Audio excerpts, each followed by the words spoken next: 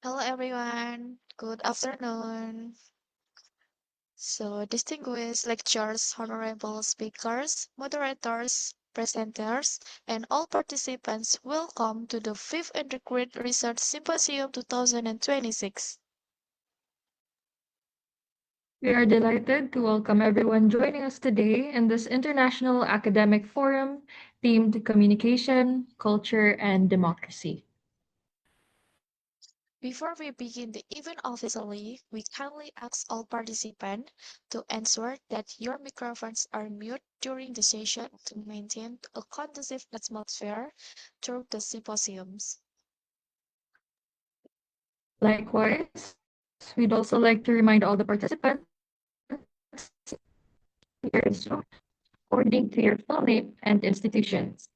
Again, please rename your Zoom accounts according to your full name and institutions. Thank you for your cooperation.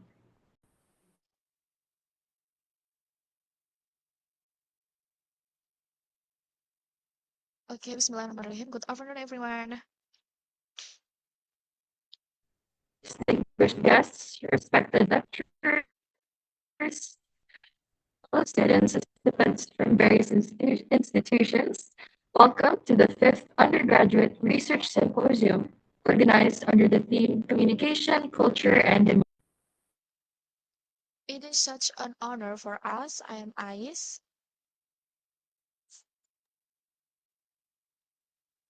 And I am Noel. We will be your master of ceremony for today's event. This symposium serves as a collaborative academic platform to exchange ideas, research findings, and respective regarding communication, culture, and democracy in today's global society.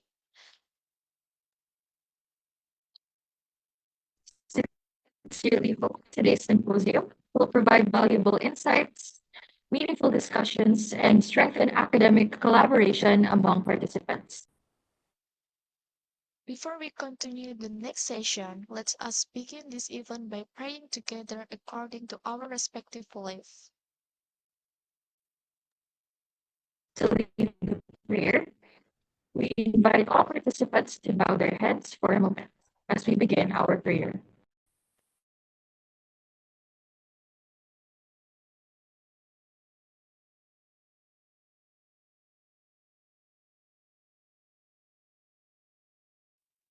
Okay, thank you. My students even run smoothly and bring benefit to all of us.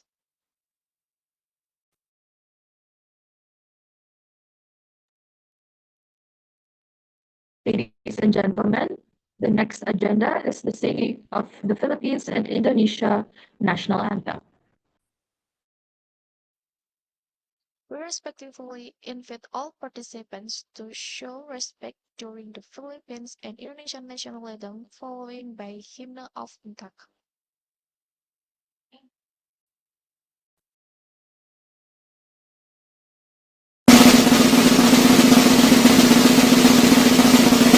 Bayang magiliw, perlas ng silanganan, alab ng puso, sa dibdib mo'y buhay. Lupang hinirang, duyan ka ng magiting, sa manlulupig, di ka pasisiil, sa dagat at bundok, sa simoy at sa langit mong bughaw. May dilagang tula at awit sa paglayang minamahal, ang kislap ng watawat mo'y tagumpay na nagniningning. Ang bituin at araw niya kailan pa may di magdidilim. Lupa ng araw ng walhati pagsinta, buhay ay langit sa piling mo.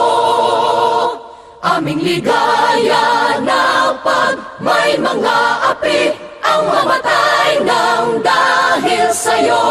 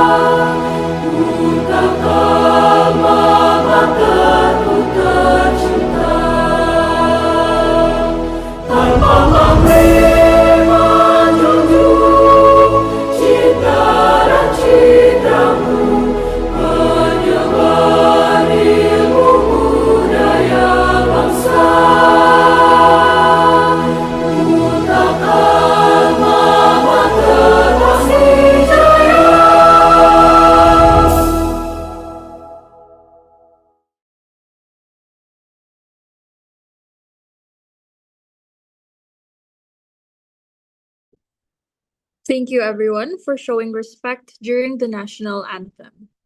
Now, we move on to the opening remarks session.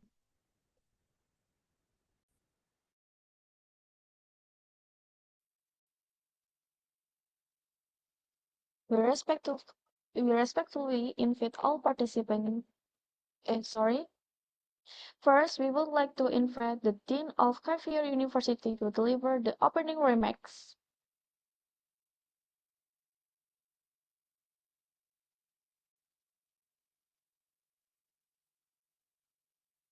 To the Honorable Dean of Xavier University, the time is yours.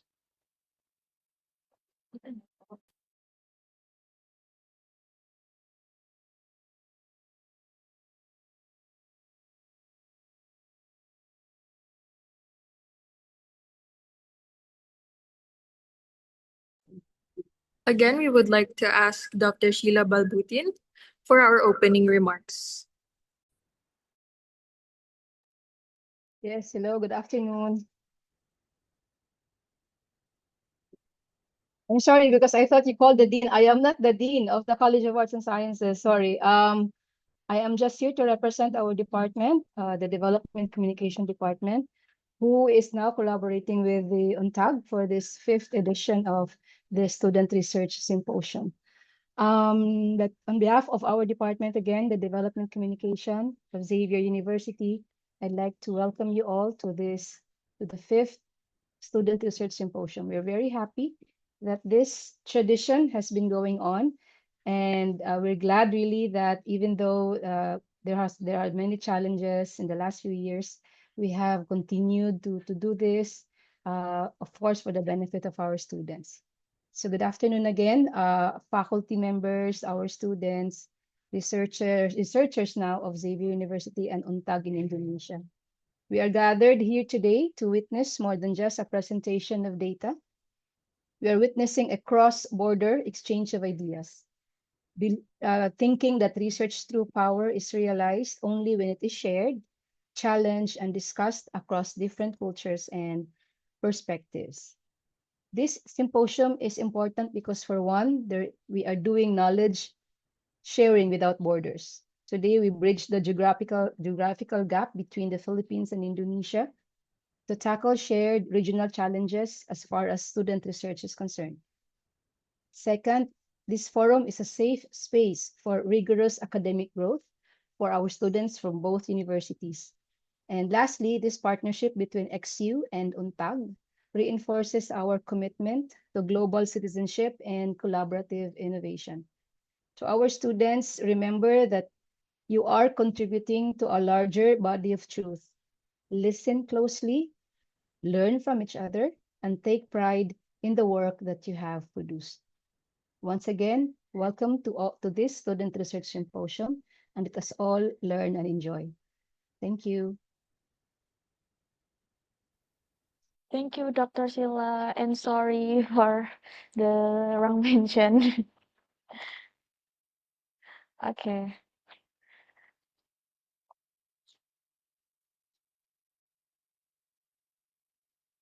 To know more about the institution, we will now watch the profile video of UTA Communication Science Department.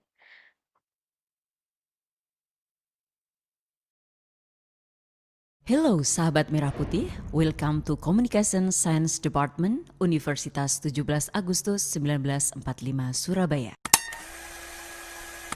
The Communication Science Department was established in 2000.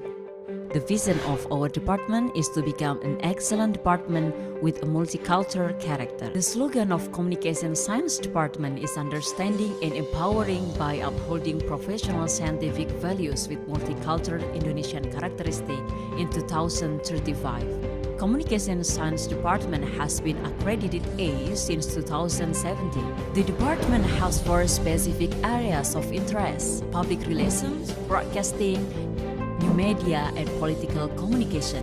Department of Communication Science expects to create competitive graduates who can compete in a national and international industry.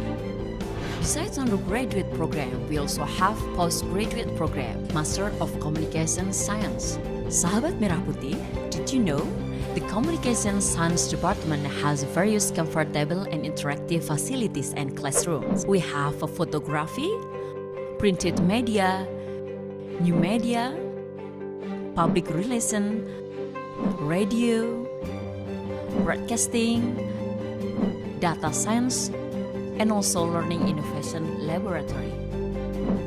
Additionally, the Communication Science Department also has other supporting facilities: computer center, friendly administrative services, counseling and career development center, a canteen, a library that has been accredited A to support research references, and the library has complete academic lecture and journals.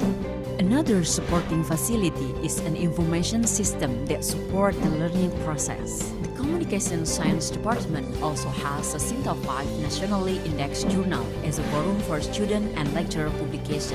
Every semester, our department also actively conducts a national seminar on communication. The lecturers in the Communication Science Department come from reputable domestic and foreign universities. We also have practitioners and supporting lecturers who have competencies in their field. The Communication Science Department commits to support Merdeka Belajar Kampus Merdeka by implementing some programs. In 2023, the Communication Science Department expanded the collaboration with various institutions, industrial sector, student exchange, participating campus mengajar, and many more. If you still want to know more about our program, visit our website and access our Instagram and TikTok accounts. So come on, what are you waiting for? Join the Communication Science Department now. See you!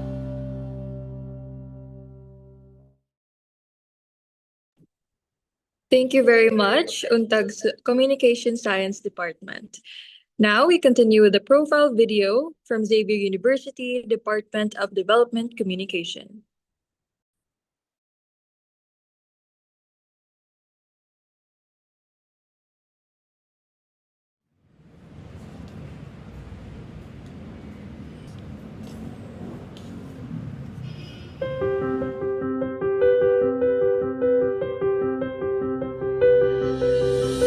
"50 years ago, a vision was born. A vision to harness the power of communication for change, for development, and for the greater good. At Xavier University Ateneo de Cagayan, the Development Communication Program began its journey. A journey that is in sync with the heartbeat of communities, the pulse of progress, and the rhythm of a changing world.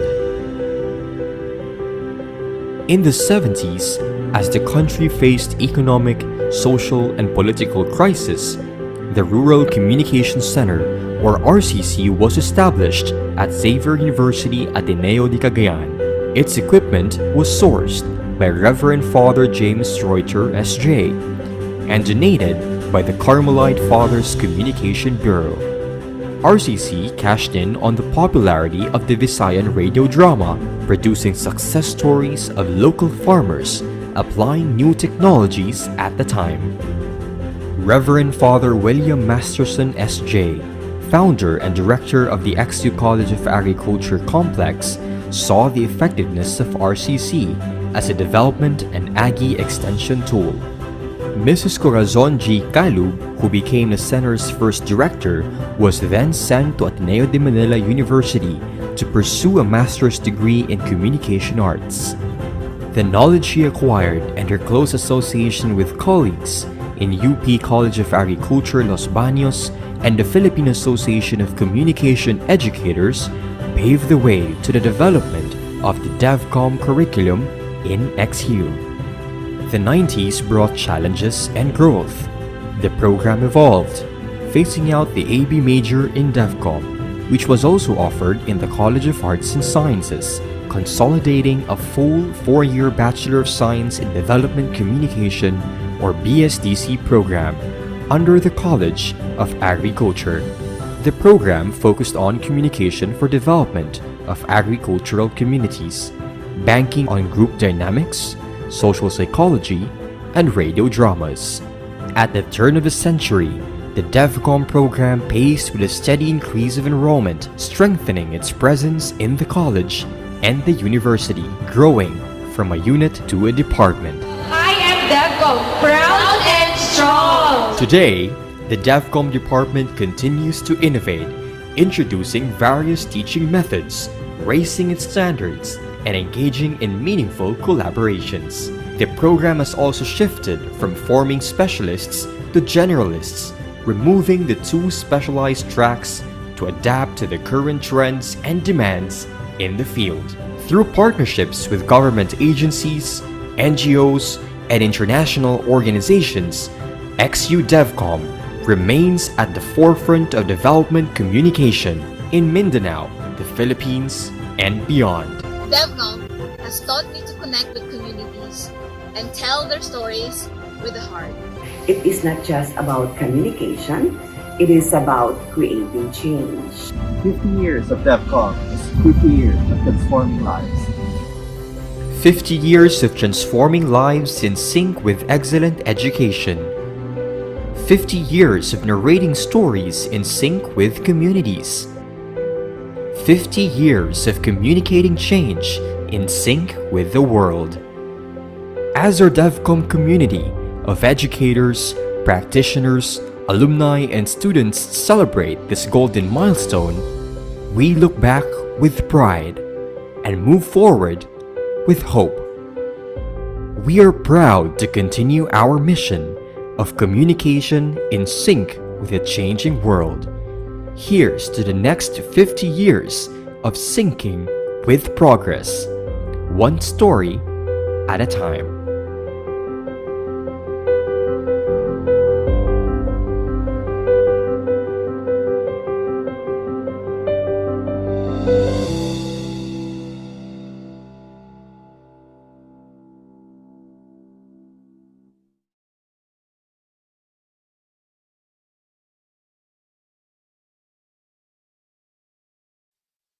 Okay, thank you for the informative presentation for both institutions. All right. So now at this juncture, before entering the keynote presentation session, we would like to kindly invite all our participants here today for a virtual group photo session. So please turn your camera and give your best smile.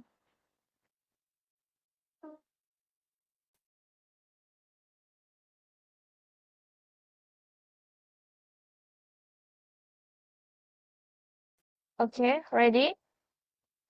1, 2, 3, smile. Once again. 3, 2, 1, smile. Okay, thank you everyone.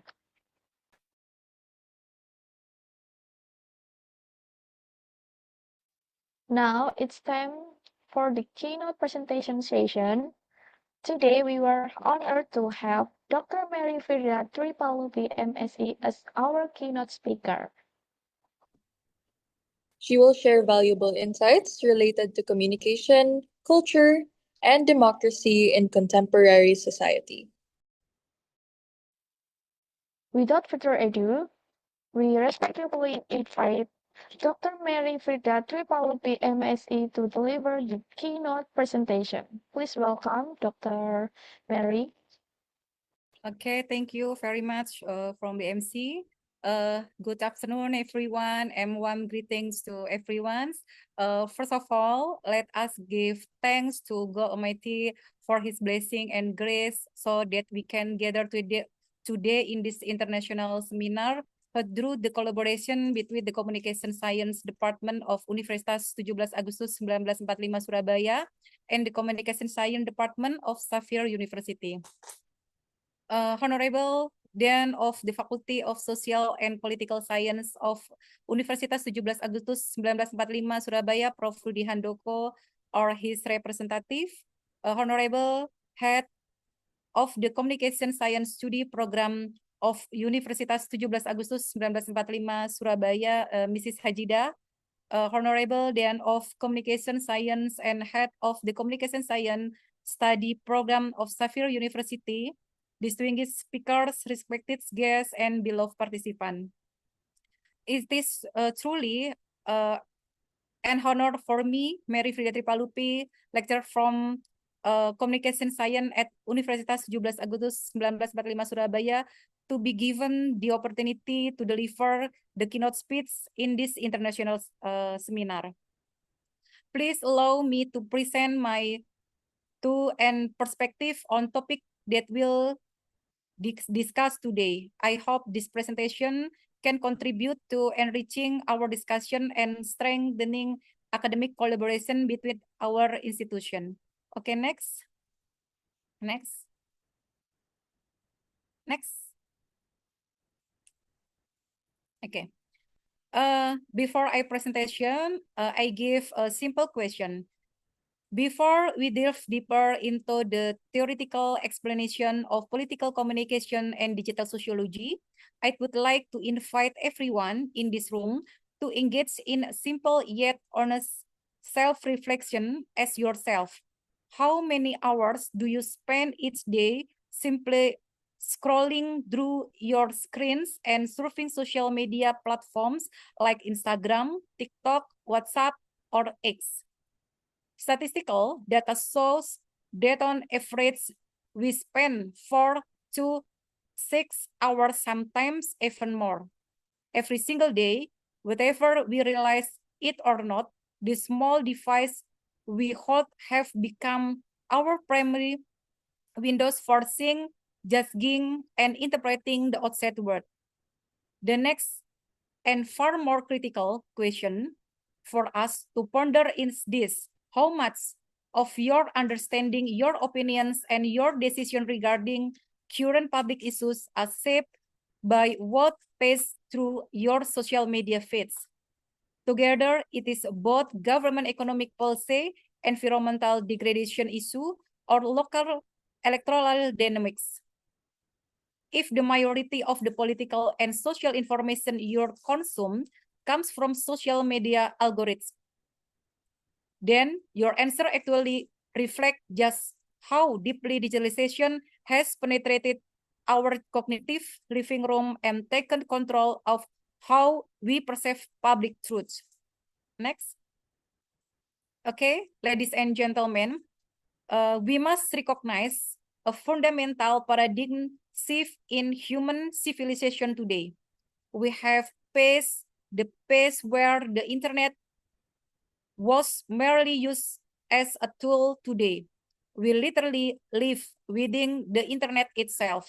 Human communication patterns have completely mutated from being physical, limited by geographical distance and schedules, to digital interaction that occur instantly, without borders, and continuously 24 hours a day. Our identity have also experienced a duality where we not only possess an physical identity in the real world, but also build a digital identity and reputation from every footprint we live in cyberspace. The direct impact of this shift on our political system is massive.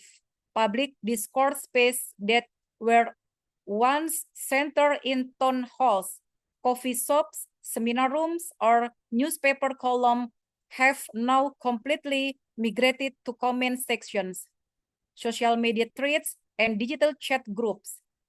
This brings the consequence that the structure of our democracy today is heavily influenced and even shaped by algorithmic of digital platform.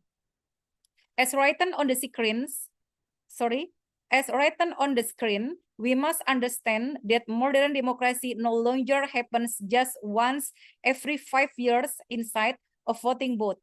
Rather, it happens every single second through every tap of our fingers, every like, and every share we make on our smartphone screens.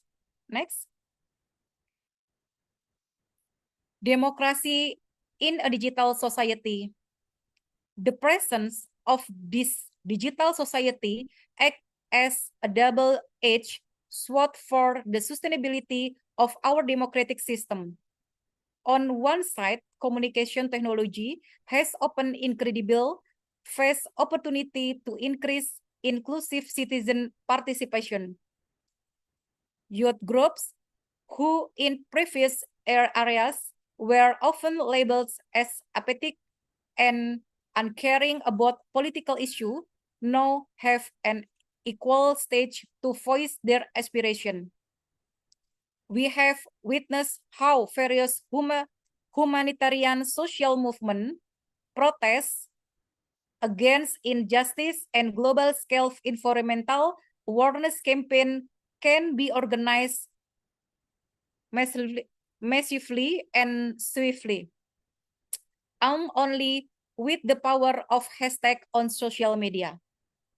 However, on the darker flip side, we also confronted with monumental challenge that threaten the stability and health of democracy itself.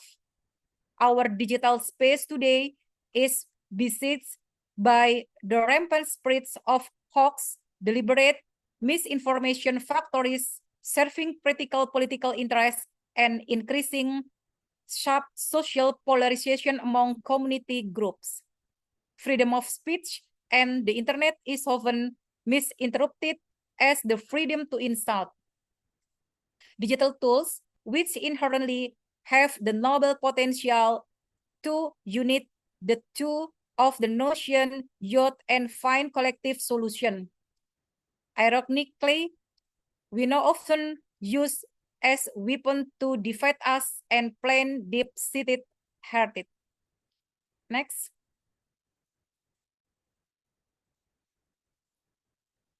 One of the largest and most dangerous phenomena in today, digital culture in the worship of virality.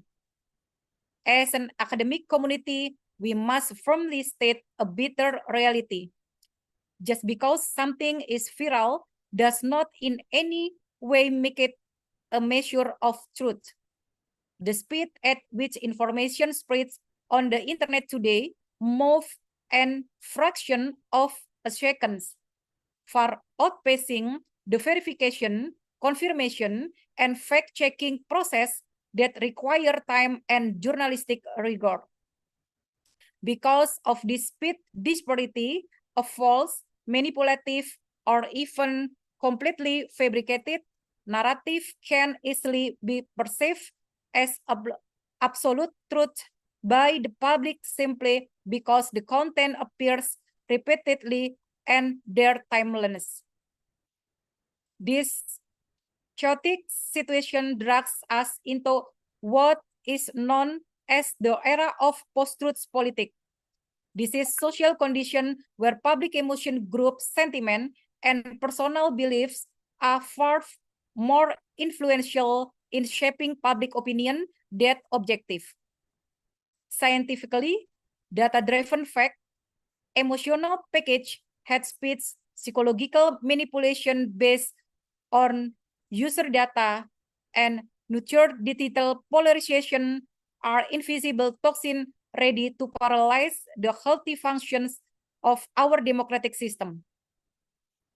If our society loses its critical reasoning and allows virality to dictate the truths, the very essence of healthy deliberation and consensus will be destroyed. And next.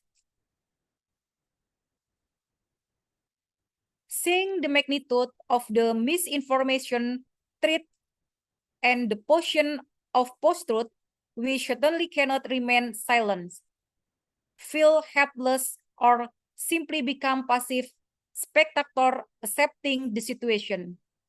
We all require to bear the moral responsibility of becoming smart and wise information curator for ourselves before deciding to share anything with others. The very first step we must take when receiving any information in digital space is to critically evaluate the source. We must condition ourselves to always ask, who wrote this news? What is the motive behind its writing? And does the institution or account publishing it have legal and ethical credibility and a valid track record? The next crucial step is conducting an in-depth claim analysis through cross-referencing. Never blindly trust news that becomes from a single isolated account. Compare that information with reports from trusted mainstream media or consult with expert institution. Maximize the use of independent official fact-checking platform and website such as Mavindo in Indonesia or Snopes internationally. Finally, truly check the context of the time and place of the event, because one of the most frequently used digital manipulation tactic today is recycling all videos or news from the past and reframing them as if they are happening today to trigger public outrage. Next.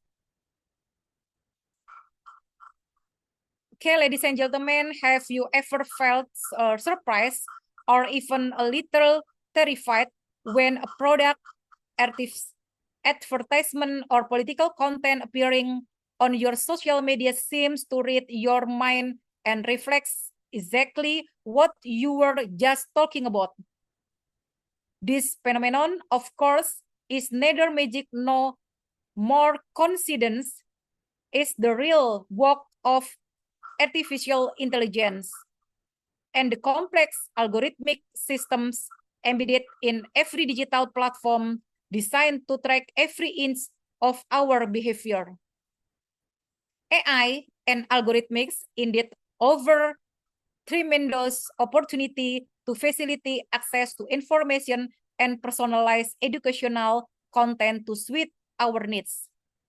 However, behind that convenience lies the risk of large-scale public opinion manipulation executed in highly subtle and structured manner.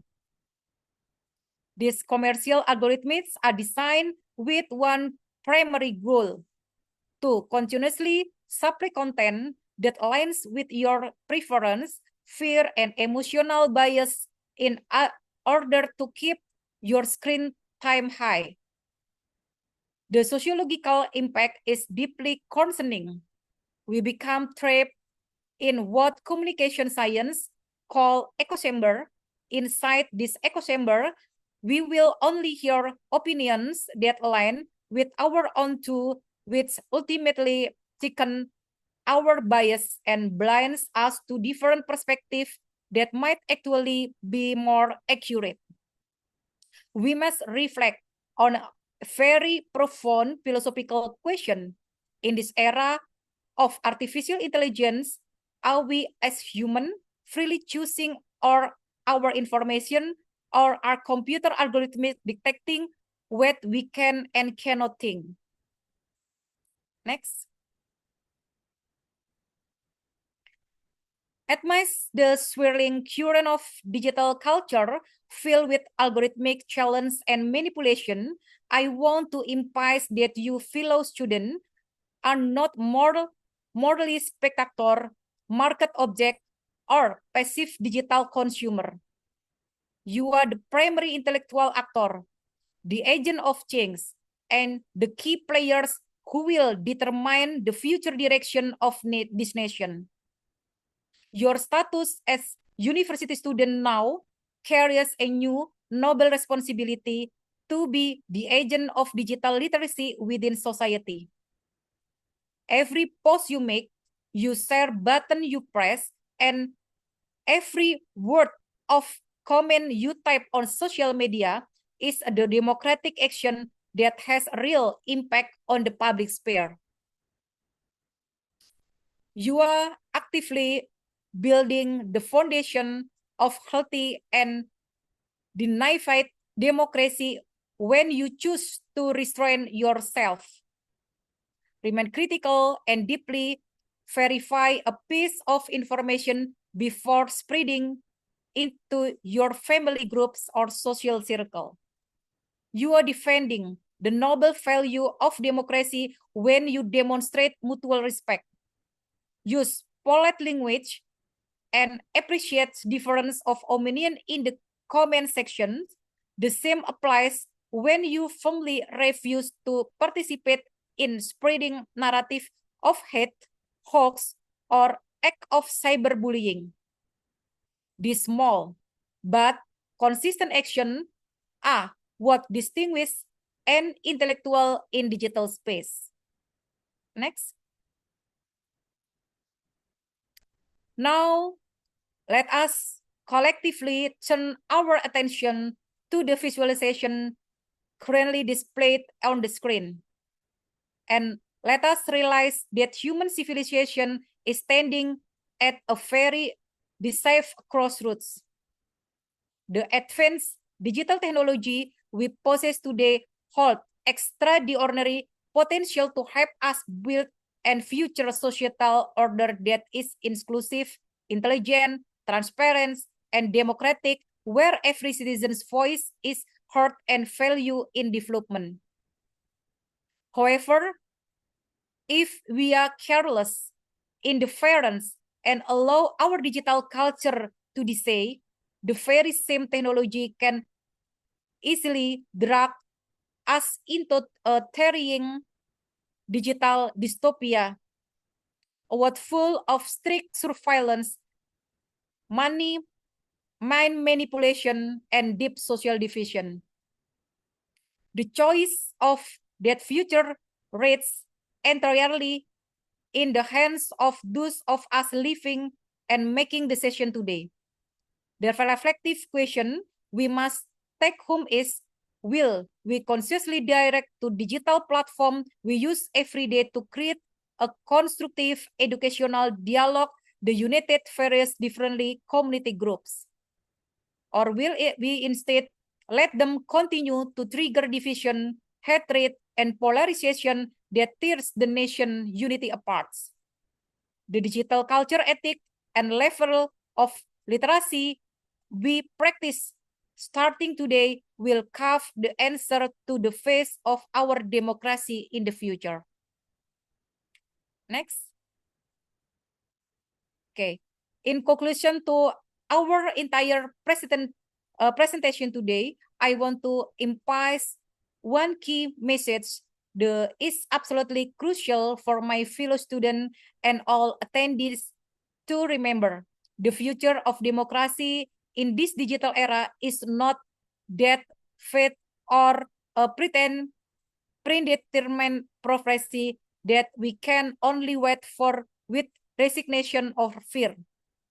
Democracy is a dynamic, organic, and living process where its future is directly determined by what we choose, what we type, and what we share today in cyberspace.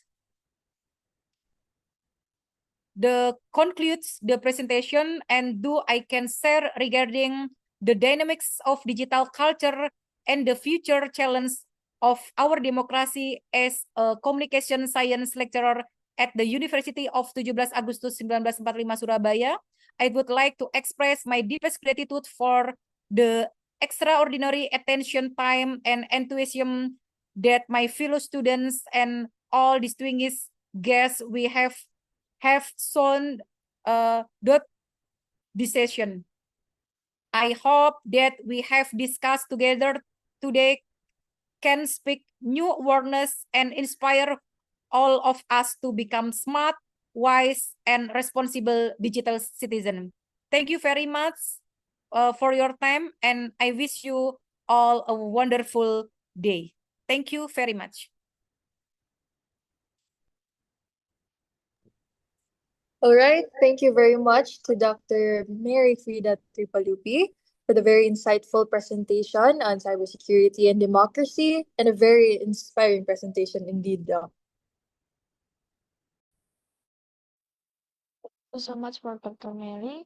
And next session, ladies and gentlemen, we will now proceed to the breakout room presentation session. To our participants, we kindly request that you enter the assigned breakout rooms according to the committee's directions. This is the breakout session 1.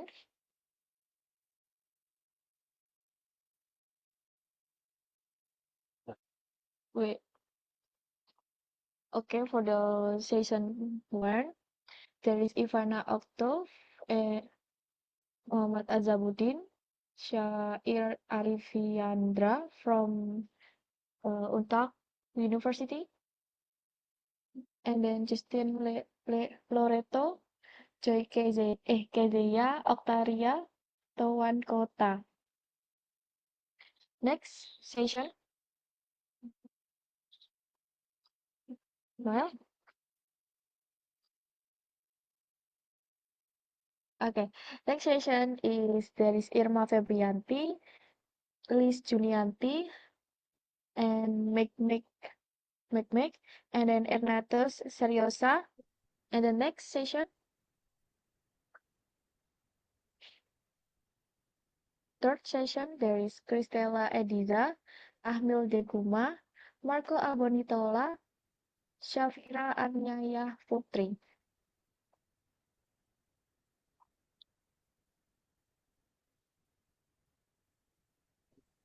Alright, so each room will consist of these presentations moderated by their respective moderators.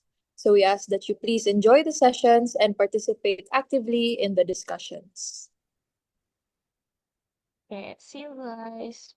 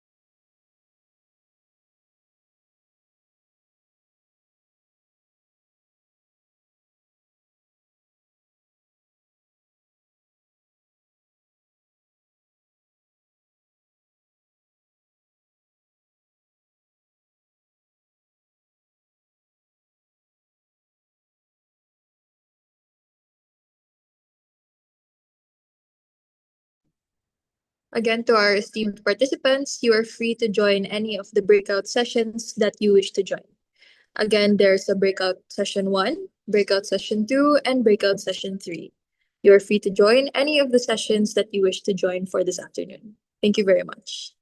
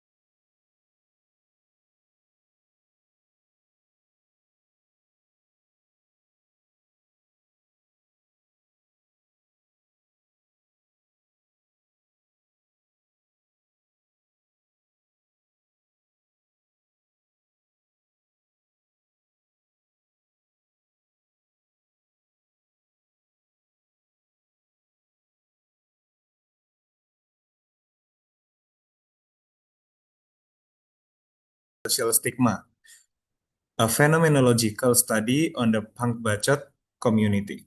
Hope you enjoy.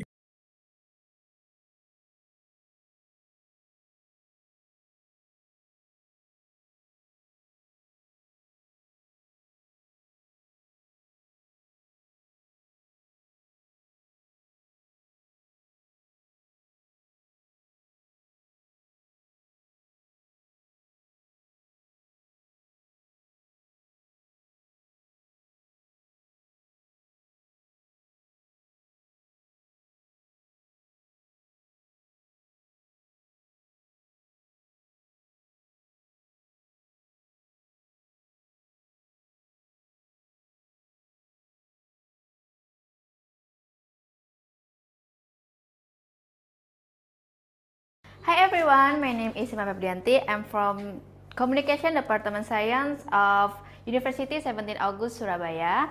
Today I want to present my research about identity negotiation within the punk budget community.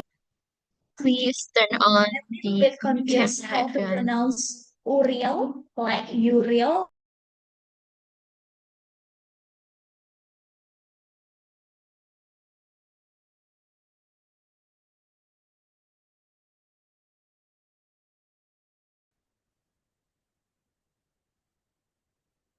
Can you guys hear me clearly?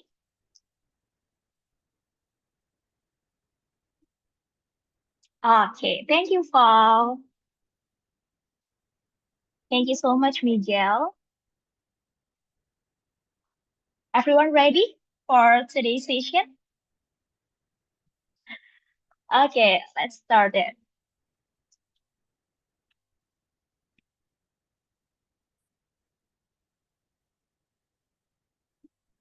Yes. Okay. Good afternoon, everyone. Distinguished guest presenters, respected lecturers, fellow researchers, and dear all participants. Welcome to panel session 3, Community Development, Health, and Environmental Communication. My name is Prima, and I'm from Universitas 17 Agustus 1945 Surabaya, also known as UNTAK Surabaya, Indonesia. And together with my co-moderator for today's discussion, Nicole. Please say hi to Nicole. Nicole from Xavier University, and we are honored to guide today's session. This session highlights various communication issues that are closely connected to society, public health, environmental awareness, and community empowerment. The presentation today will explore how communication plays a vital role in shaping public behavior, increasing awareness, and supporting sustainable social development. We are pleased to have presenters from different institutions who will share their valuable research and perspective with us. We hope this session will encourage meaningful discussion, academic exchange, and new insight for everyone attending. But before we begin, please allow me to briefly explain the flow of the session. So each presenter will be given approximately 10 minutes to present their research findings. Please note that the question and answer session will be conducted after Literacy activities such as the reading space, book discussion, and Zen production. This negotiation process emerged because punk community are often stigmatized as group with low educational background, anti-intellectual, and deviant behavior. Through literacy space, community members attempt to show that punk identity is not only associated with appearance and resistance, but also with social awareness, reading culture, and collective knowledge sharing practice. Literacy activity become a form of social communication used by the community to build alternative image and gain social acceptance within society. Two is about literacy space and stigma resistant. Literacy space within the punk bacot community function as a form of resistance against the social stigma attached to punk communities, especially the assumption that punk individuals are poorly educated and lack intellectual capacity. Through reading activities, discussion, and Zen production, The community creates an alternative space that encourages knowledge exchange, social reflection, and solidarity among members. The findings show that literacy spaces are not only community activity, but also identity negotiate strategies and cultures. Before we begin, allow me to introduce myself. My name is Luisa Novili Arsono, but you can call me Luisa or Darling, and I will be one of the moderators for this session. And my name is Rain. It is an honor for us to guide today's session. And we hope this will become a fruitful or a meaningful space for learning, discussion, and academic exchange. Okay, before we proceed, allow me to share a short rhyme to open our session. In Indonesia, we call it pantun. So here, in Indonesia, after we said our one sentences, you can call it with cakep. Do you understand? Shall we try it? Okay, across the sea, ideas take flight. Can I hear it, Jacob? From morning sun to evening light. Okay. Come on, can we hear it?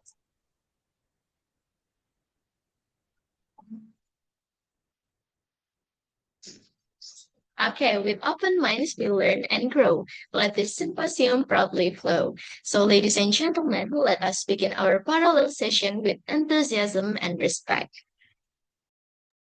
So thank you for that, Luisa. Before we move on to the presentations, please allow me to explain the session guidelines. First, each presenter will deliver the research presentations according to the time allocation.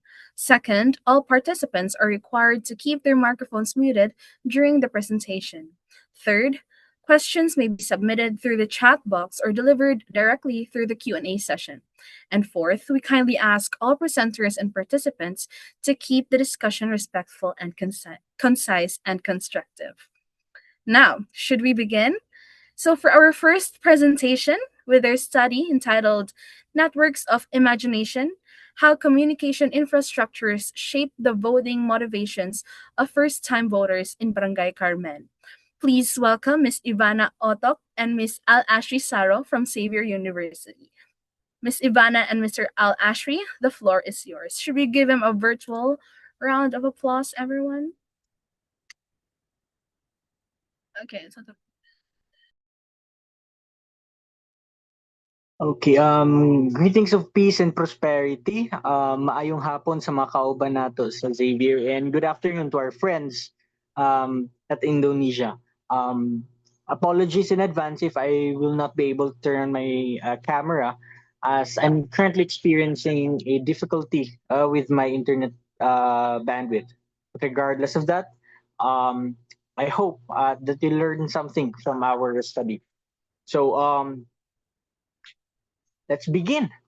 So imagine a world or a society where accessing social services is fast, fair, and hassle-free.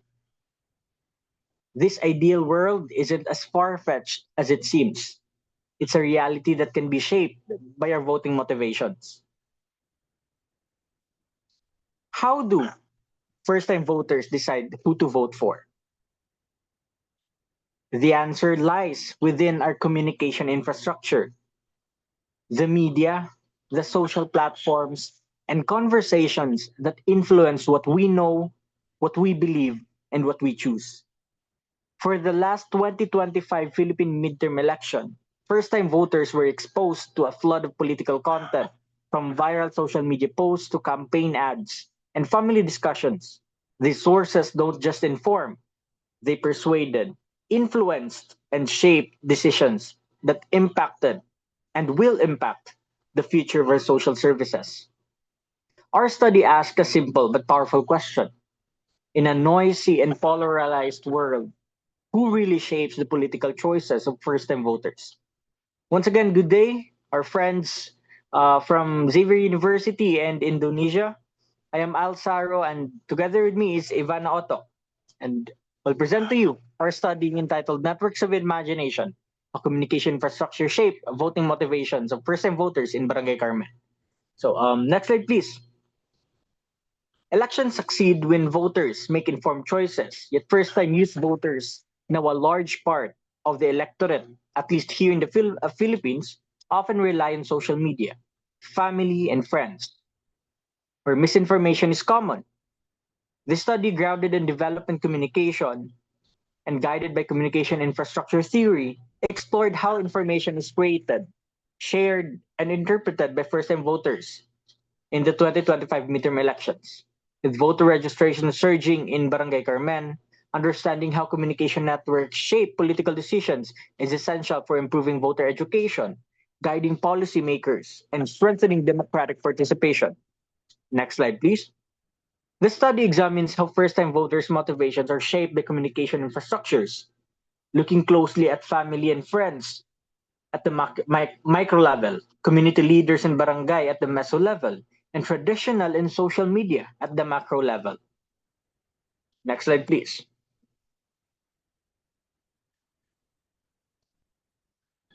Next slide, please. Okay, so for the objective of our study, we objected or we ought to explore how communication infrastructure shape the voting motivations of participants. As mentioned a while ago, family and friends for the micro level. While the children become the object of his care. This scene shows that caregiving is not only a woman's role, but men can also care for the family. In the scene, Moko decides not to continue his master degree to take care of his family. This shows his sacrifice and responsibilities as the subtitled hand of the family. The film shows that men can also perform domestic and emotional roles. And three, this scene shows Muko helping and guiding the children in the daily activity and education. Moko is represented as a caring and responsibility caregiver. The scene also shows that men can perform emotional and domestic responsibility in the family. And four, in the scene, Moko struggles to balance his romantic relationship and family responsibility. His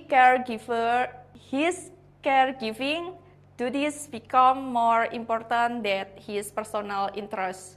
And the last scene, in this scene, Moko solves problem with the children through communication and understanding.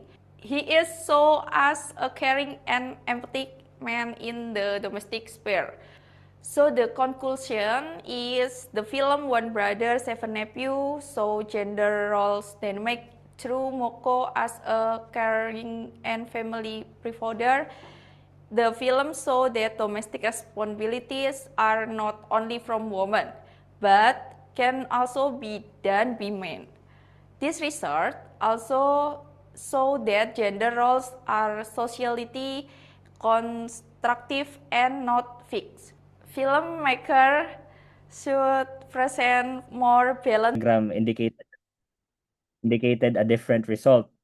So yeah, there was a discrepancy in terms of responses there. But anyway, one thing that is uniform is community and outer layers. So weak role in shaping knowledge, but help spread reminders.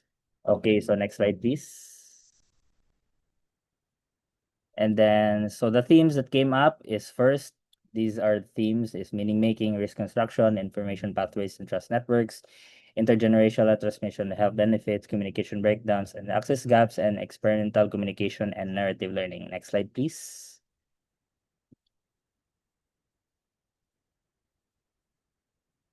So for the individual, I think we can go to the next slide.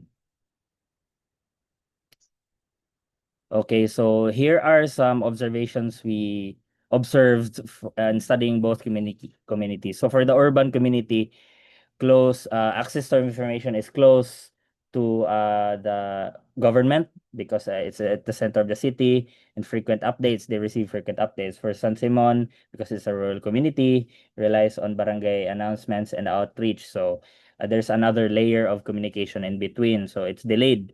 For channels use, social media, traditional media, official advisories, and also the same thing for the rural side, but more on the personal or face-to-face relationship. So they have that. And then trust patterns, institutional confirmation from the government, and then for the rural is their local community leaders authority.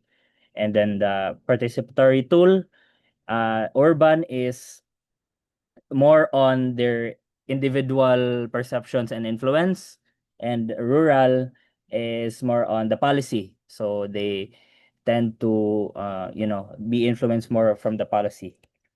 And then their similarities is relies on interpersonal persuasion, and then navigates mixed info. So there's formal and cultural and hearsay. So informal and heavily influenced by experience-driven learning and by incident cost. Next slide, please. So conclusion, vaccination decisions shaped by clarity, trust, and accessibility. And then individual interpersonal levels, personal risk perception by the experiences and connection stories from family and friends lead to health-seeking behavior. So in short, most of these, particularly also in the rural communities, most of these rely on experience to seek help or health. So they do not seek information or health related information at first unless they experience something or their friends or family experience something that is related to it. So if it heavily relies on also relationships and not really on research based data or information you can find even online. Also, the results indicated that there is misinformation and fake news played also a significant role in their information seeking behaviors, because in social media they see a lot of these informal communication sources that may or may not be factually correct in terms of health communication. So since the advent of the disinformation age, that has been really one of the main concerns and also issues that continue to challenge health communication, specifically here in Cagayan de Oro and the wider Philippines in general. So next slide, please.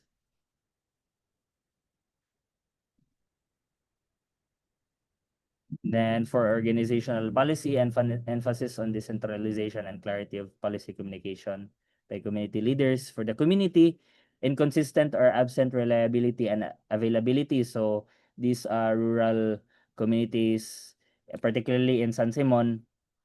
And more inclusive communication infrastructures. That would be all. Thank you.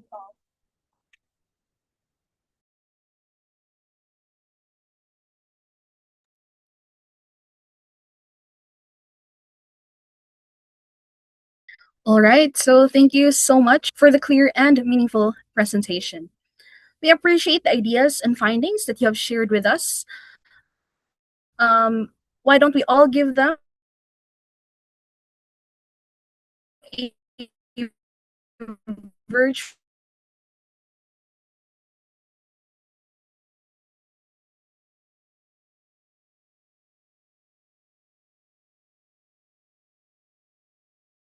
applause? Yeah. So again, once again, thank you so much. Do you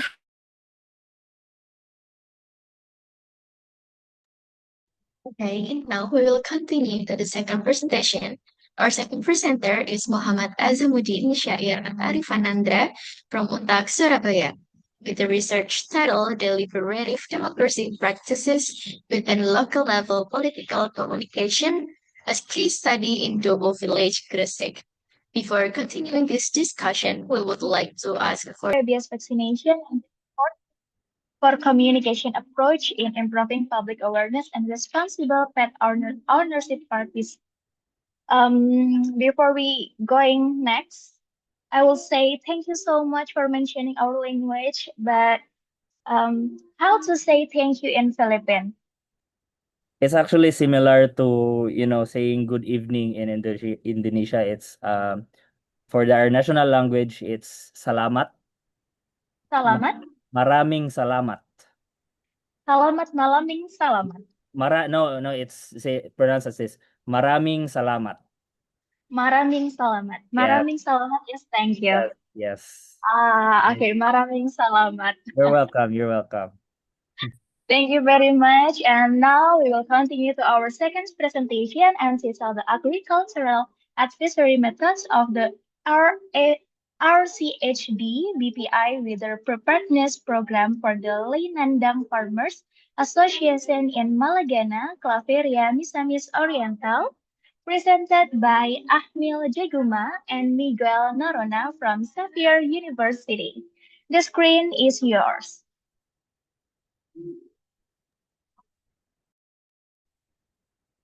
Hello, everyone. Good day. Am I audible? I can hear your voice. All right.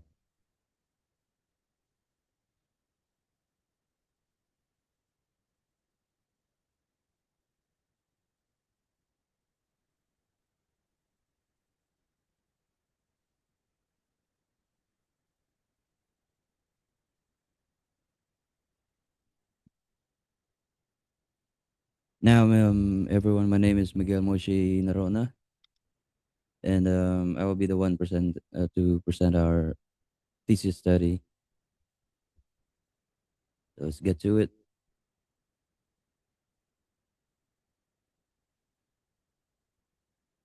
The main problem here is that the farmers in Sitio Linandang is facing unpredictable weathers in their area, and there's this program by the RCHD or Research Center for Hill Development. It's called the Weather Preparedness Program. Its aim is to improve the resiliency of what do you call it?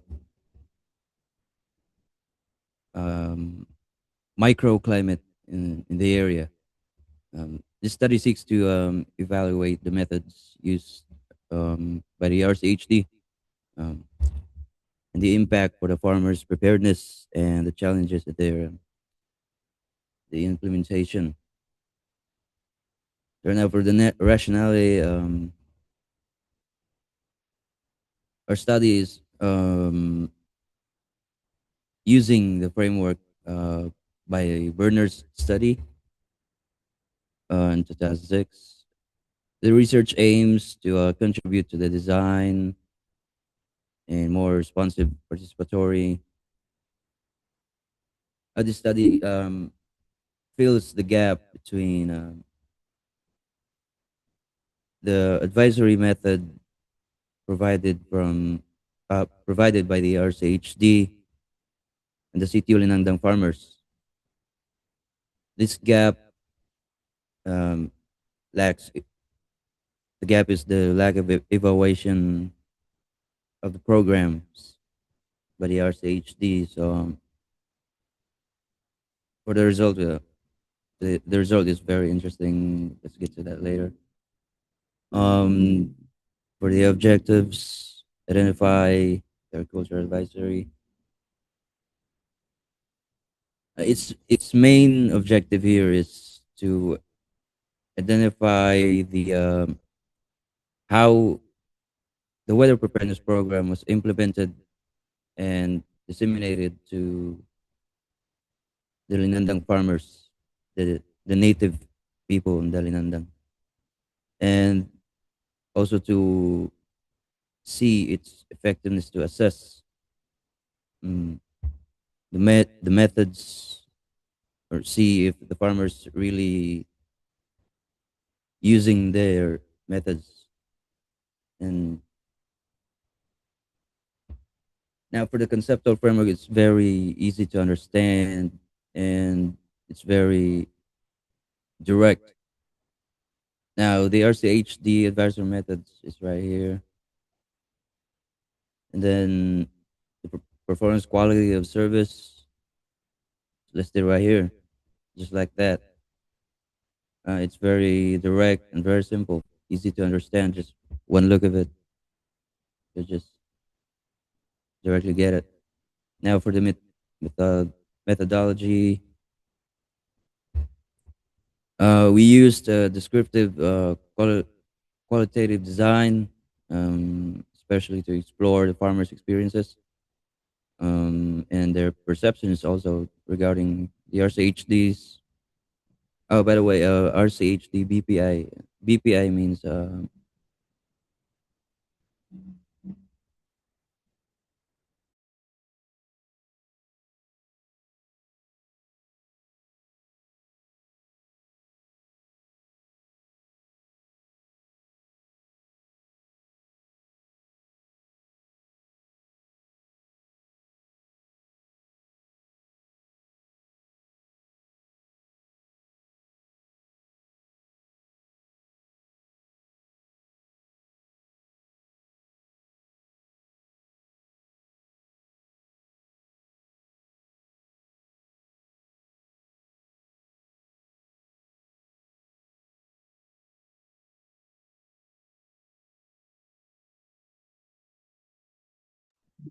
Hello?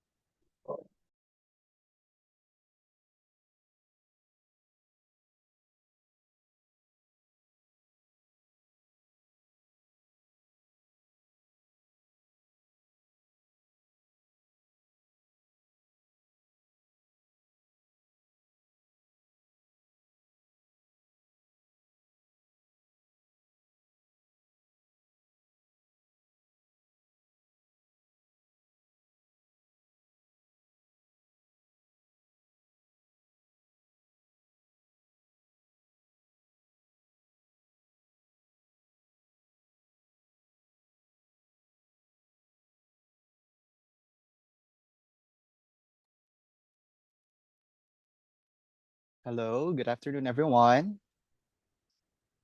So, is it my screen visible? Yes, Mr. Justin. Okay, so, um, okay, good afternoon, everyone. I am Justin Loreto, and together with me, Lake Kyla Rendena and Gredel Artaguran. And we're going to present our undergraduate thesis entitled Voices, Silences, and Frequencies, an intersectional analysis of the Tinig ng Kababaihan radio program of the Philippine Commission on Women. So, for centuries, women's voices have often been silenced. And even today, not all women are equally heard in programs meant to empower them because experiences of inequality differ across identities and social conditions. So, this study focuses on Tinig ng Kababaihan, the country's only state-led feminist radio program created by the Philippine Commission on Women, and asks whose voices are truly represented, particularly among senior citizens, PWDs, low income women, and single mothers. Guided by the intersectionality, the study explored the experiences of 5 listeners from Luzon and the Visayas and one program implementer to understand the patterns of inclusion and exclusion within the program. So this research is significant because despite the TNK or Tinig ng Kababaihan airing since 2009, it has not yet been examined through an intersectional and audience-centered lens. And the findings aim to contribute to improving inclusivity while supporting the goals of the Magna Carta of Women and the United Nations Sustainable Development Goals number 5 and number 10.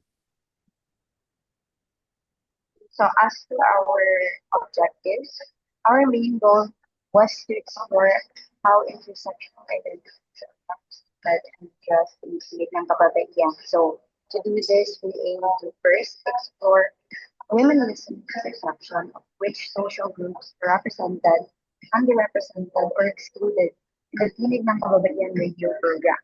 Second is to analyze how women listeners interpret the program's relevance to their experience across intersecting identities, such as class, ethnicity, sexuality, visibility, and leadership. And lastly is to identify the recommendations of women issues for enhancing the inclusivity, accessibility, and responsiveness of the program.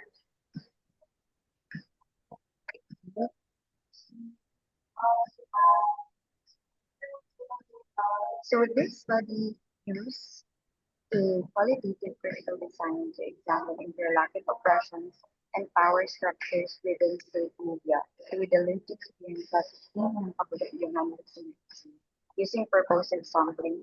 Philippine women each is in and above from rural and urban areas in Luzon and the Visayas were recruited through TNK-related online spaces. And data were collected through semi-structured interviews with listeners in the program implementer to support intersectional analysis.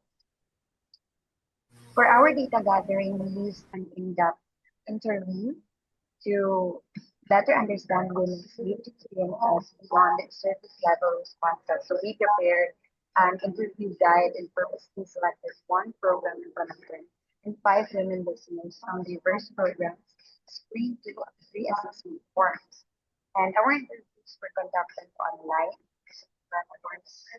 Participants were comfortable with and with informed consent, informed consent as well. And also, with that, these were recorded, transcribed, and anonymous. So for our data analysis, we followed Brown and Clark's thematic analysis process by coding the data, developing these interpreted findings through an intersectional lens to better understand the deeper patterns of exclusion and representation reflected in their experiences.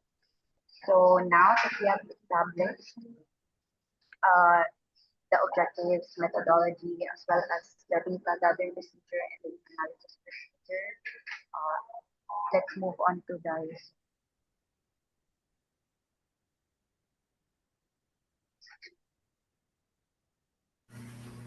So for the theme one, I mean for the profiles of our participants, so we've gathered at least five women in gender, five women coming from different parts of the Philippines in only in only in Luzon and in Visayas. And then next for the theme one,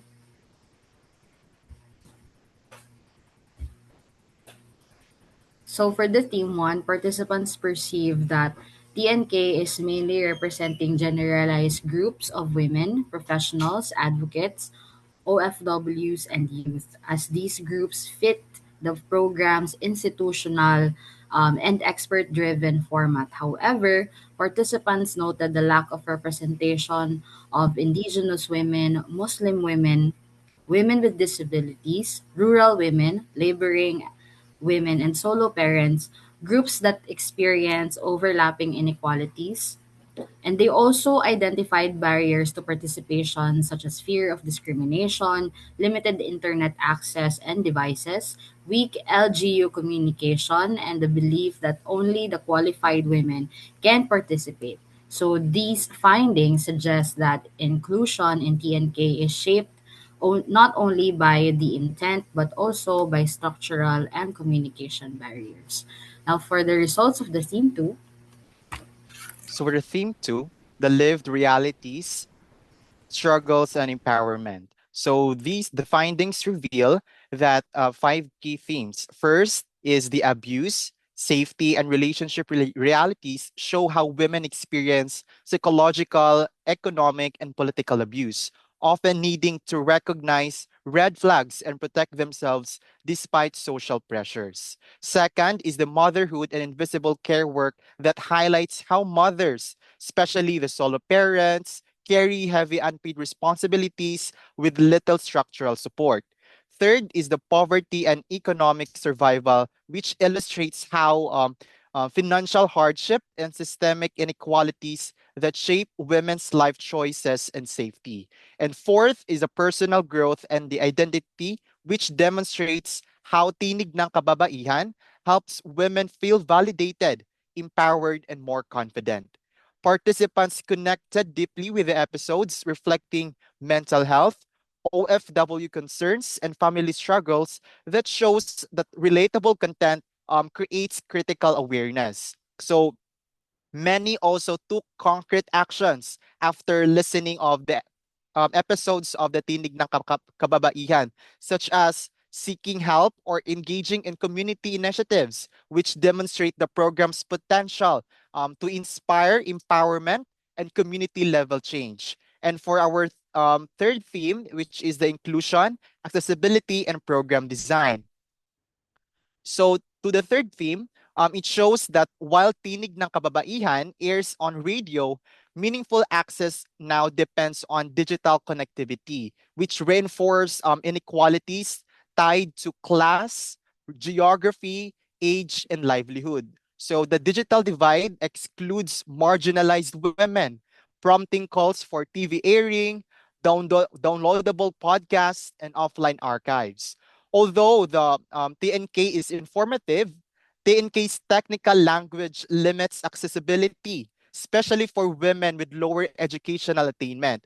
Participants suggested simpler language, relatable topics, stories of ordinary women, and follow-up segments. So many listeners are also feel intimidated to participate due to structural inequalities, which leads to proposals for anonymous submissions, weekly polls, and more inclusive engagement. So lastly, while TNK mentions government services, women lack clear guidance on how to access them, leaving the most marginalized, particularly women with disabilities, at greater disadvantage.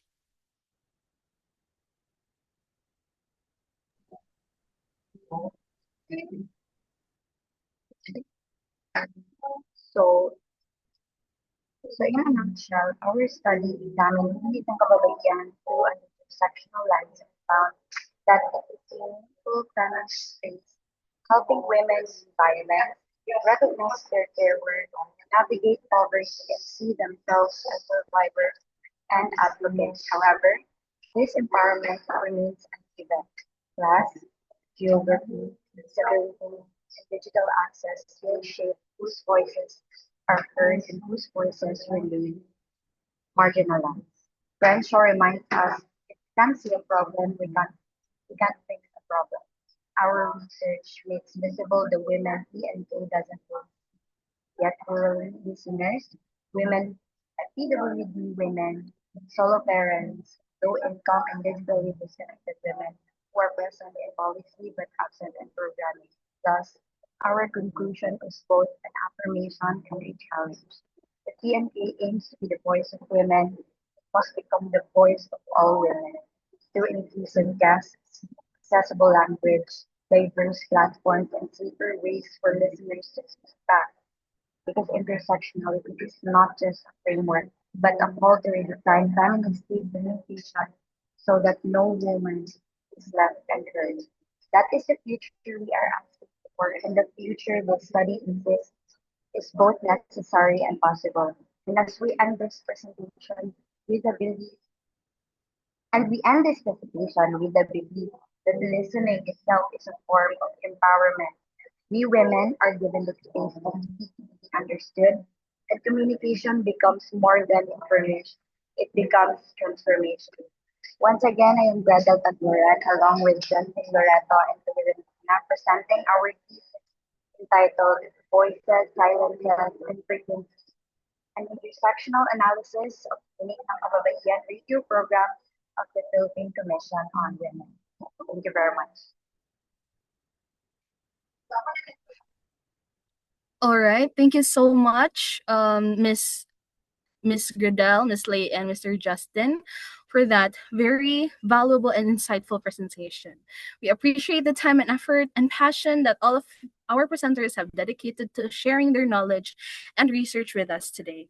So, with that, do any of our audience here have questions for our presenters? If none, going once, going twice. Well, we hope you'll have questions by the end of once everyone has finished their once everyone finished presenting. So with that, I hope Miss Luisa is now able to present the video by Mr. Muhammad. Miss Luisa, are you there? Hi. Ayan. Hello. So, is it good to go? Okay. Thank you, Rain. Well, I apologize for the slight technical issue during the video playback on Zoom earlier. The issue has now been resolved and the video can be played properly. Thank you for understanding. Now, let's go. We will continue to the third presentation, Muhammad Azamuddin Syair Arifianda from Undag, Surabaya. Let me play his video for this section. Hello everyone, I am Muhammad Zamuddin Syaira Dikyandra.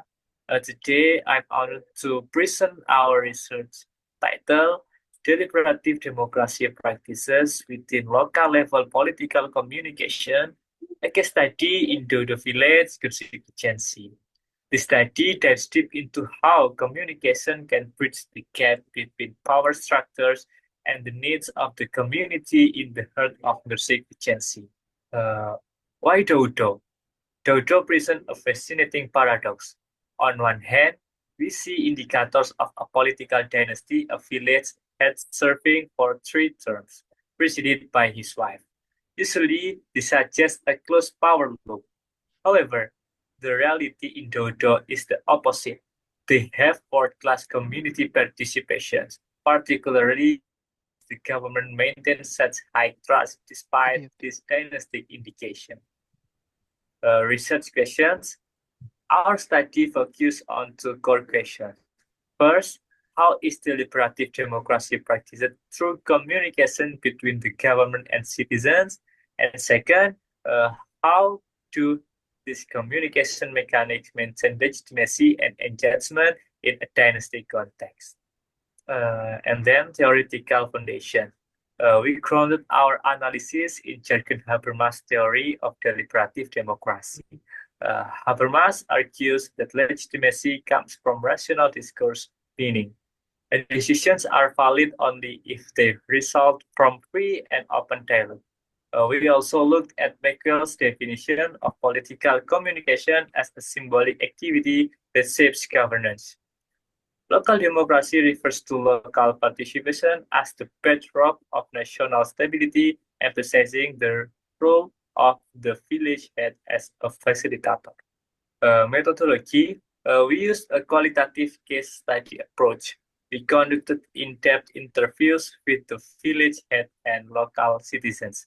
For data analysis, we followed the Miles and Haberman interactive model, reducing massive amounts of field notes into key themes, presenting them and validating them through source triangulation to ensure our findings were robust. Key findings. Our result highlight 3 pillars of deliberations. 1. Informal space. Communication isn't just about formal meetings. It happens in coffee shops and social gathering. This breaks down the authority wall. 2. Formal equality. In musyawarah desa, even regular citizens have a voice equal to village elites. 3. Active participation. Programs like Dodo Wisata aren't top-down, they are co-created.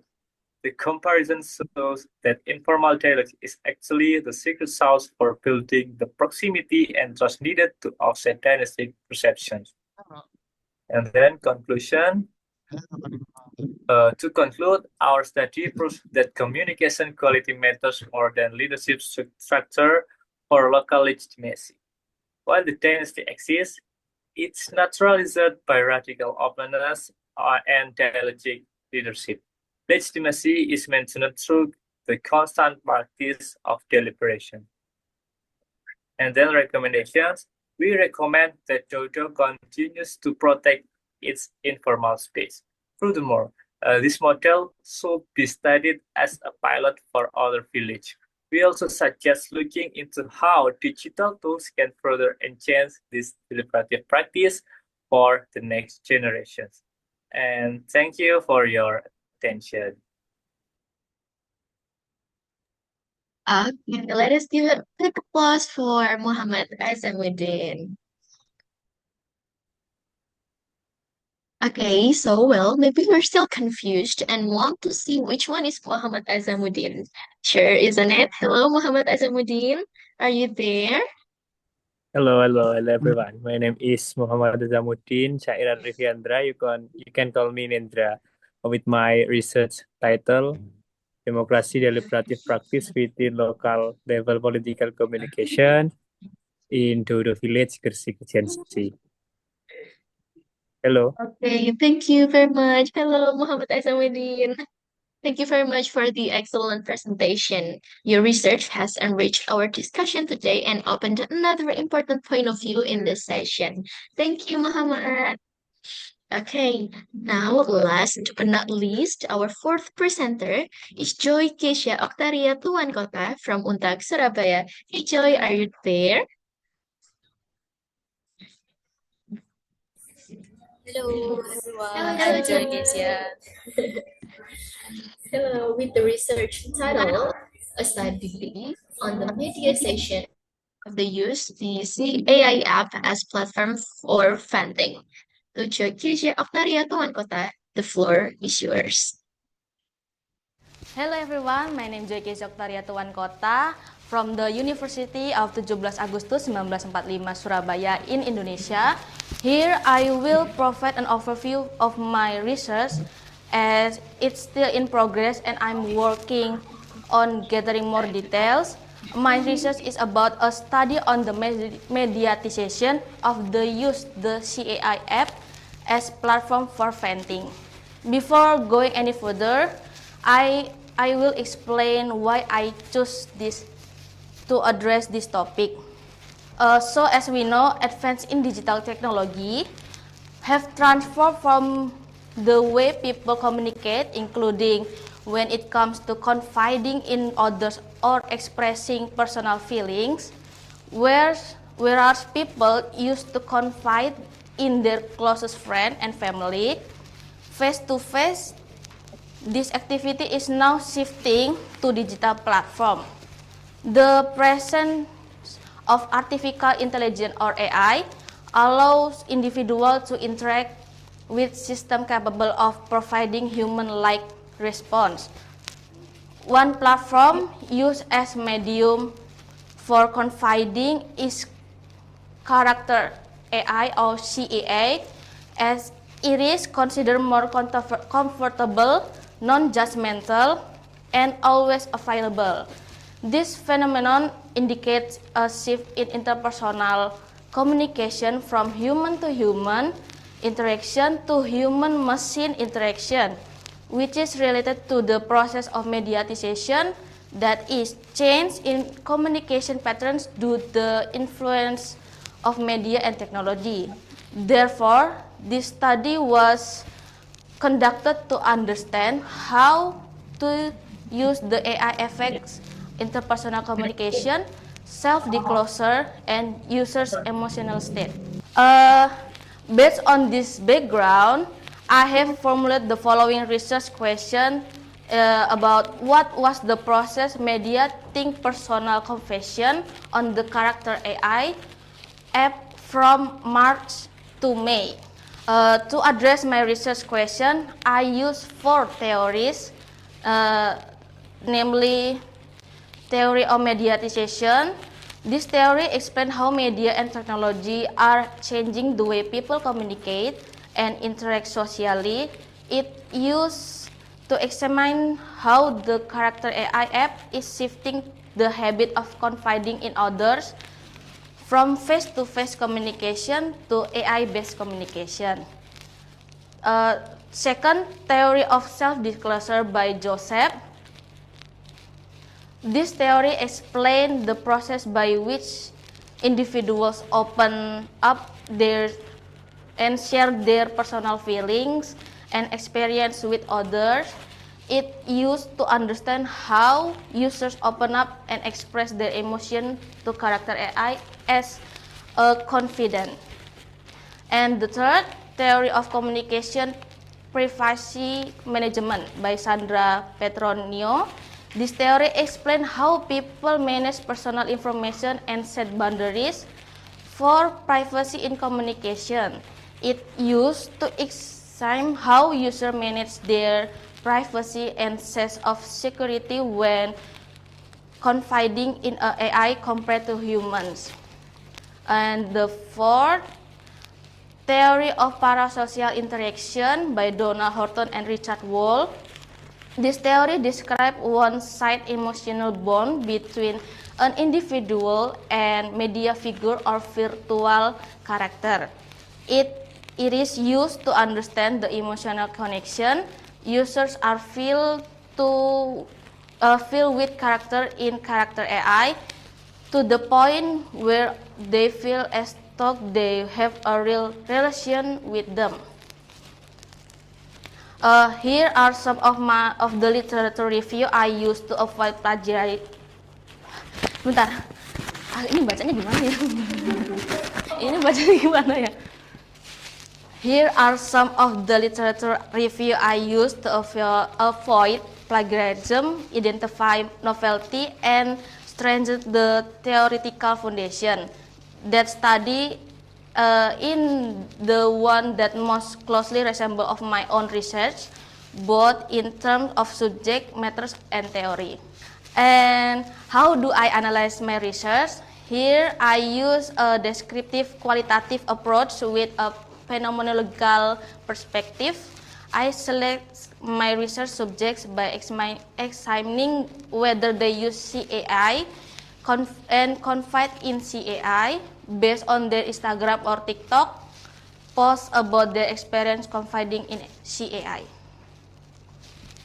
To collect comprehensive data for my research, I conducted in-depth interview with informants. The interview were semi-structured, using open-ended questions as a guide while allowing flexibility to explore topic in greater depth, yet still providing space for informant to speak freely. The interview were recorded to ensure a complete record the proceeding, and also documentation technique were used to reinforce the data findings. Here I also use qualitative data analysis technique, which involve the following steps: data reduction, data categories, data presentation, and drawing conclusion and verification.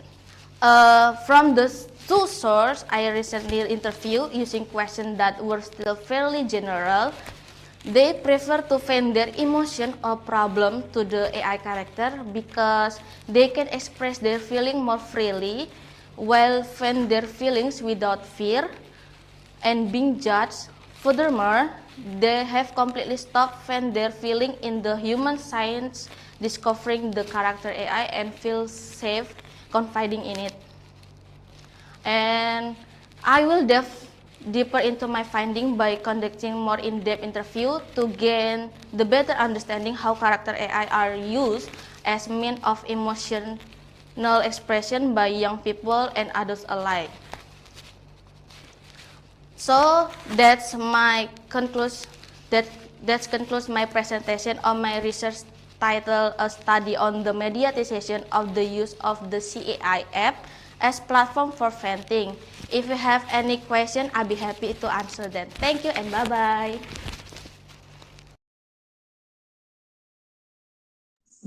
Okay, we give a big applause for Joy for our presentation. Okay, so I think Joy is here. Hi, Joy. Would you wanna say Hi hi? to all the audience. Hello, everyone. Ano dyan? Okay, hello Joy. What's your full name? My full name is Joy Octariatuan Kota. And you can call me Joy. Okay. Hi Joy. Say hi to everyone. Hi. Yep, Joy. Yep.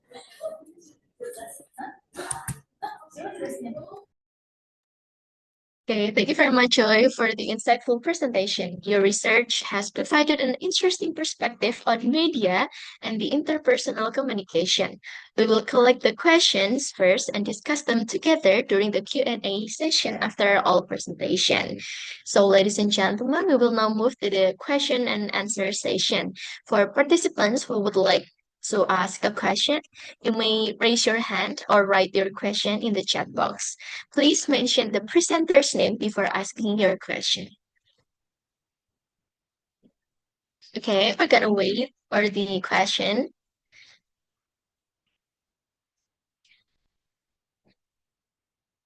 Okay, you wanna ask the question, we're gonna wait.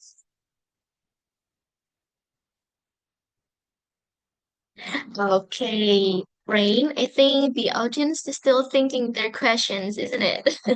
Yeah, so out of all the presenters so far, which one really caught your attention, Miss Louisa? I think Joy has really caught my attention. So maybe can I just ask one question for Joy, isn't it?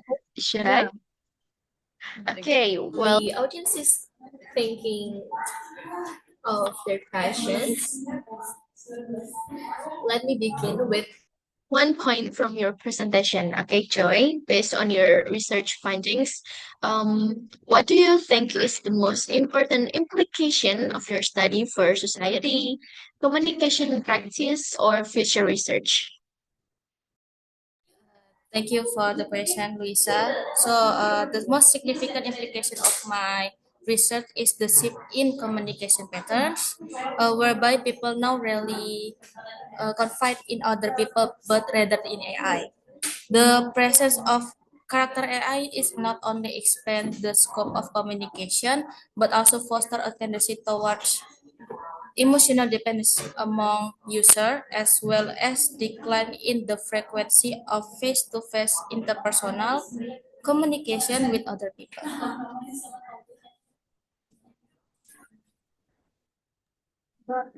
Okay, thank you, Joy. To conclude, this research highlights a significant shift in communication patterns where AI is increasingly becoming a space for emotional sharing, which may also influence users' emotional dependence and reduce face-to-face interpersonal communication, isn't it? Yeah. So, um, with that note, does anyone have any more questions for the presenters? Mr. Al Ashri, are you raising your hand? Yes, Rain. Thank you. So your Yeah. I have a question to address to Muhammad, if I'm not mistaken. Muhammad, the one who presented a study about deliberate democracy in the area at Indonesia. I have a this is a curious question. For context, I was intrigued because of how grassroots communities in in Indonesia, as presented in the study,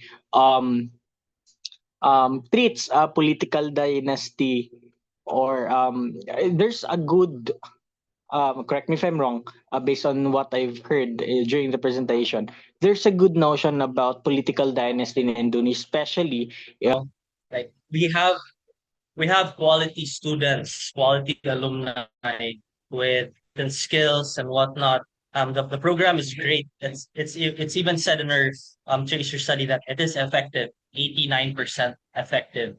So again, to go back to your question, like what goes wrong in a way? Like how come it doesn't align?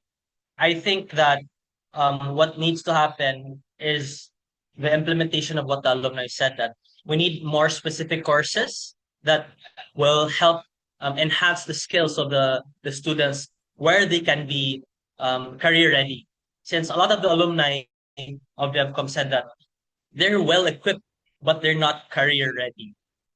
They have specific skills, but those skills are not the top notch or the top priority for these employers. And it's very rare for you to see development communication work in the Philippines that pays off like crazy. You don't see development communication work as being an overrated occupation. It's very actually underrated. And I think that as simple as going back a few steps curriculum wise, assess where the institutions, these universities, these schools can teach their students, or check the curriculum again, how they can help these alumni or these students as of the moment to become career ready, where the potential them Support by open family community. Beside, her family is quiet, open, and give a lot of support. This makes it easier for her to accept expert-based information. And Lulu saw a negotiation position when she lived with her parents. She followed always. After living separately, she became more selective.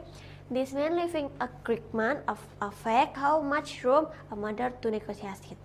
The finding is important because parenting discussions are not made by mother alone. They are shaped by family relation, household structure, emotional support, and who has authority inside the home. The main conclusion is that young mothers are active, conceptual, and selective audience. First, Mom's Corner is credible because it pairs doctor, midwife, breastfeeding expert who discuss practical issues about newborn care and breastfeeding. Second, negotiation in the strongest patterns. Most mothers accept the additional message, but they adapt them to the child's condition, family situation, tradition, economic capacity, and personal experience. Third, mothers are not passive audience. They decode digital parenting content through bodily experience, family relation, access to medical knowledge, and everyday parenting reality. So, digital parenting content is useful as a reference, but it should not become a single standard that pressure modern. The value of the content depends on how mothers interpret and apply it in their real context. Based on feeding, I offer four recommendations. For young mothers, parenting content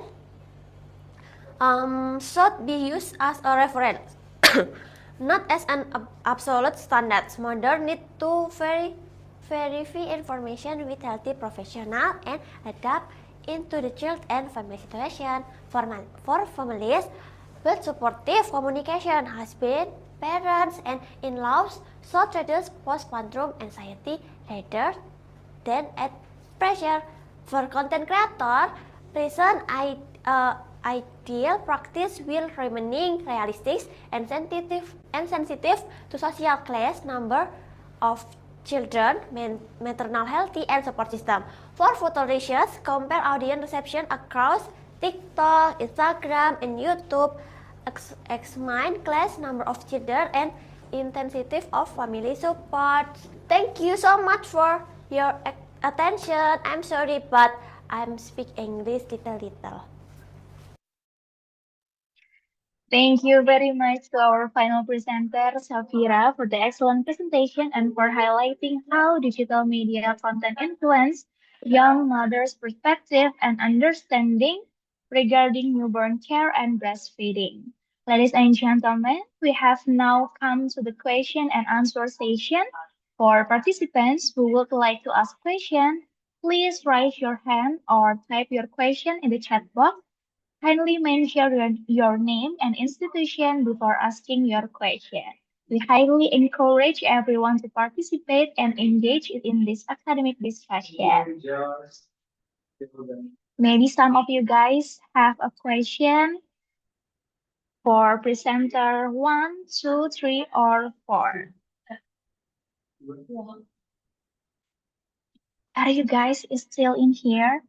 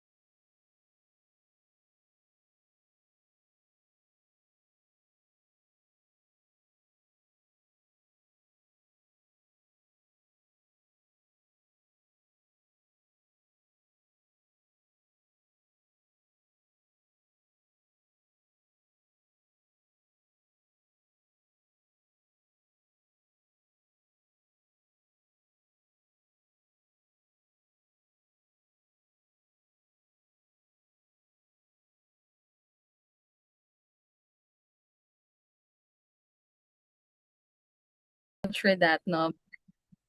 So yes, no, women still face barriers, invisibility and representation, and digital access. But also, it can also show that empowerment and exclusion can exist at the same time. So, with that, Mr. Muhammad, are you ready to answer Mr. Ashri's question? Okay, so maybe if Muhammad maybe just a little bit confused, let me repeat the question from Al Ashri. Come on, Muhammad. So here's the question. Your research highlights an interesting dynamic regarding skill and strategy. How do smaller local politic dynasties, which may rely on localized deliberative democracy and community consensus to maintain their legitimacy, survive, and navigate a political landscape increasingly dominated by much larger, centralized national elites in Indonesia. So, Muhammad, do you have the answers already? Yes. Thank you for your question. Uh, That's works. Building relationship with community leaders, controlling local political machines, and presenting family situation as stability or continuity. At the same time, they navigate national politics by aligning themselves with major political parties, national coalition, or influential figures in Jakarta. This allows them to connect local power with national political interests. Three, four, local politic dynasty persists not only because of family ties, but because they are adaptive. They adjust to electoral rules, party interests, local cultural legitimacy, and national political alliance. The main democratic challenge is that this can reduce equal competition, weaken accountability, and limit the emergence of new political actors. So, the issue is not simply whether family members might enter politics, but whether the political system remains fair, open, and accountable to the public. Uh, in Indonesia, specifically in Dodo, the village has there always manage communication through informal channels uh, coffee shop. Uh, this is where harmony between leaders and the grassroots is fostered. There be in that community life is mentioned. Thank you. Okay, thank you, Muhammad. So Thank you so for much, Mr. Muhammad. So, Mr. Al Ashri, does that answer your question? Yes, Rain. Thank you. Thank you. All right. So, with that, no, thank you so much for everyone for participating in today's dialogue. And we truly appreciate your insightful questions and meaningful comments and active engagement through the presentations. Right, Luisa? Yeah, that's right. So, on behalf of the moderators, we would like to express our sincere appreciation to all presenters for their excellent presentations and to all participants for their active attention and participation. Thank you. Thank you.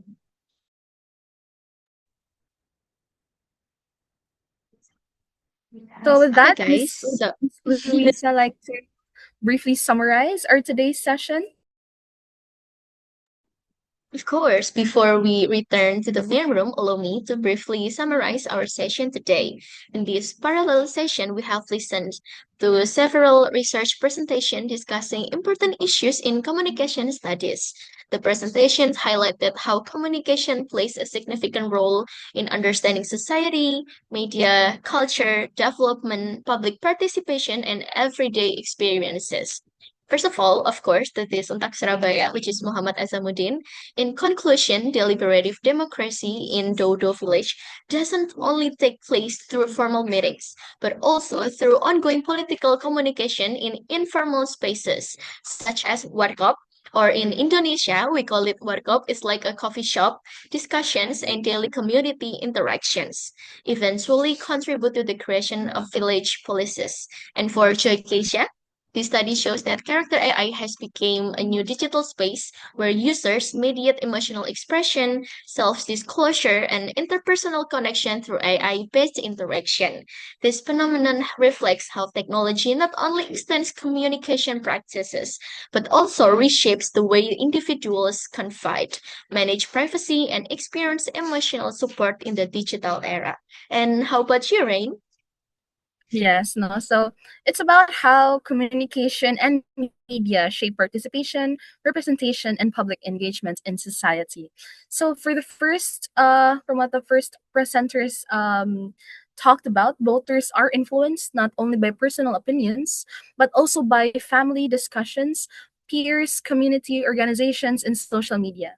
And they showed that communication infrastructures strongly shape youth political participation and voting behavior.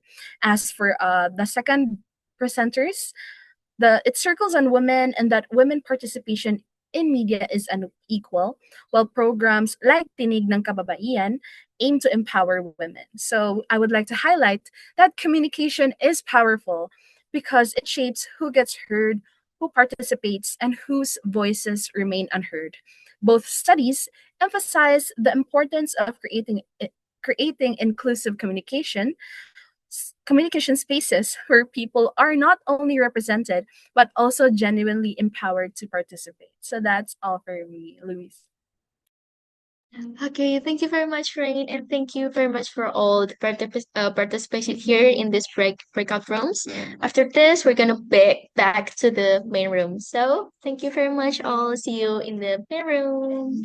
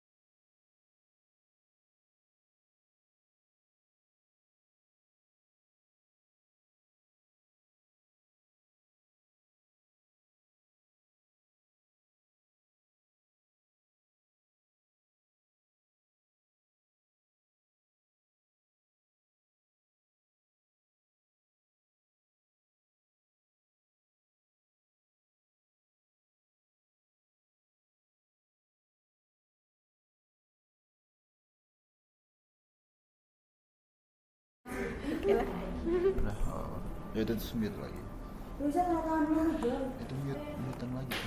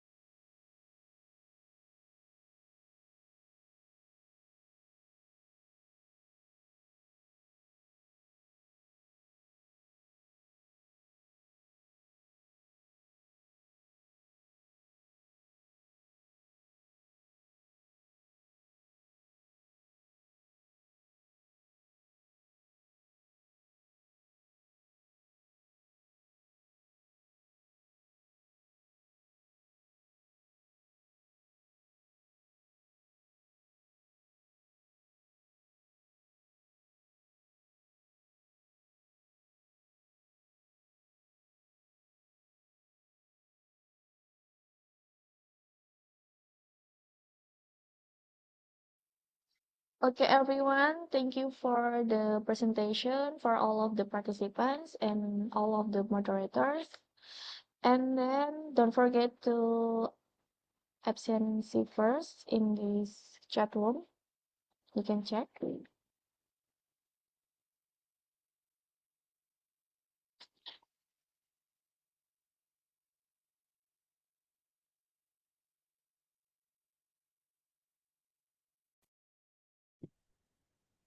All right, so we would like to express our sincere gratitude to all our speakers, moderators, presenters, committees, and participants for your participation and contribution to this event. We hope this symposium becomes a meaningful academic experience and inspiring future collaboration and research. So before we officially close the event, again, we would like to remind everyone and invite you to answer our evaluation form, which is posted in our chat room. Please answer our evaluation form so that you may be able to get your certificate of participation for this event. Now, let us pray together according to our respective beliefs.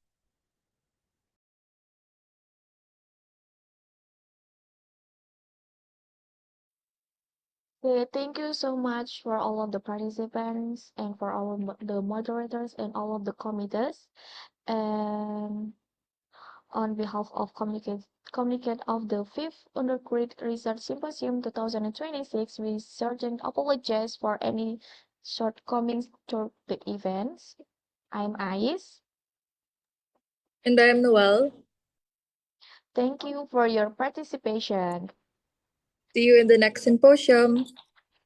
See you. Bye-bye. See you. See Bye. you. Thank you. Thank you. Thank Thank you. you. Bye. Thank you.